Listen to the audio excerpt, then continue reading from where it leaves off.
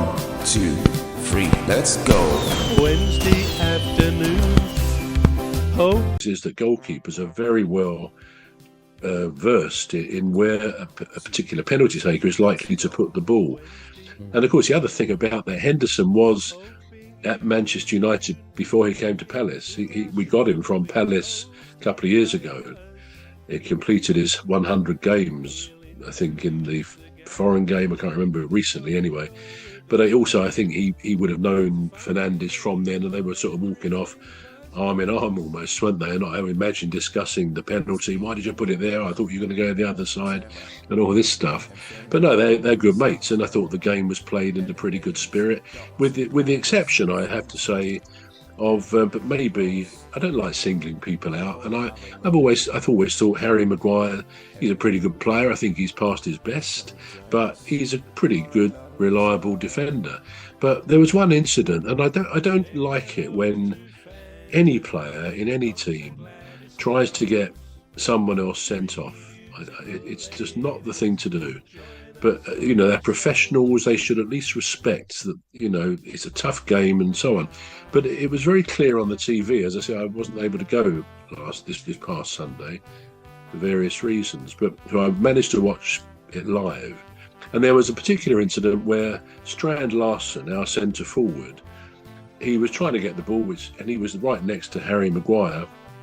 The ball came, bounced up, and Larsen put his leg up, probably to the height of Maguire's head, but the distance, I don't know if they were showing, the distance was like that. The foot got nowhere near the face or the head, nowhere near. You're talking of that. And as soon as it happened, what did Maguire do? He was on there like this. And complain ref, and he often goes and moans at the ref, even though he's not the captain, and technically it's only the captains who should. But he was trying to make out he'd been kicked in the head. The commentator said, "Well, that didn't hurt, Harry. It didn't touch you. It didn't get anywhere near you." So the commentator said that, and I believe it was referenced as well on Match of the Day. Now, as I say, he's a good player on his day. He is, but I don't think that's right. And I think these days there's a creeping desire to cheat. More players are trying to get fellow professionals sent off, and I think in a way that things like that should be able to be reviewed on VAR. And when it was quite clearly seen that Harry Maguire was simulating, which they get booked for, if they dive and try and get a penalty, they can be booked. Well, what he did there, and there's no question he was trying to get Larsen sent off for nothing, making out he'd been kicked in the face. That should be retrospective, and I think he should be sent off, a red card, and get a one-game ban for that. Because otherwise you're not going to kick out this cheating side of football. Not all players are like that, but again, maybe they're trying to get the 1%. They're trying to get a man down, as in the event Palace did lose a man later in the game. But anyway, I mentioned that because it was otherwise played in a good spirit. I mean, Henderson is well known to some of the players there because he played there. And it was in good spirit. And like most people, I have always had a soft spot for Manchester United because they're a great club with an incredible history, with a lot of bad luck on the air crash in 1958 and so on. But I don't like seeing a player, if you like, besmirching the reputation of Manchester United, because when a player does that, that is not a great thing for their reputation for integrity. So yeah, as you may sense, I feel quite strongly about that. All that said, I think it was an interesting game to watch. I always like watching Manchester United. Interestingly, it's totally irrelevant, and I may have said it before, but there's only 2 grounds in the Premier League which don't have a screen where you can see a replay or whatever, and one is Old Trafford, and the other one, do you know where the other one is that doesn't have a screen?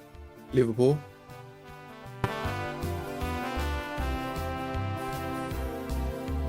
say hello to old Mimi, Dr. Gladys and Rose, 3 beautiful ladies who join us on our shows. There's one other bro, sometimes joins us on the show. Screen? Liverpool. Liverpool, yeah. strange. Two of the top teams don't have a screen, and but so anyway, that's neither here nor there. But no, I like Old Trafford. I've been there quite a few times, and as I say, the previous two league games, and not many clubs can say this, Palace won up at Old Trafford, as we've done at Manchester City a few times as well. So it would have been 3 times running, which might have been a bit too much to hope for. But no, so to me, Palace needs to get something from tomorrow night against Tottenham. I don't want Tottenham ending their run of defeats.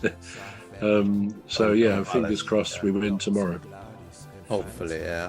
I'm always rooting for Palace when it comes to Manchester United, understandably so, you know.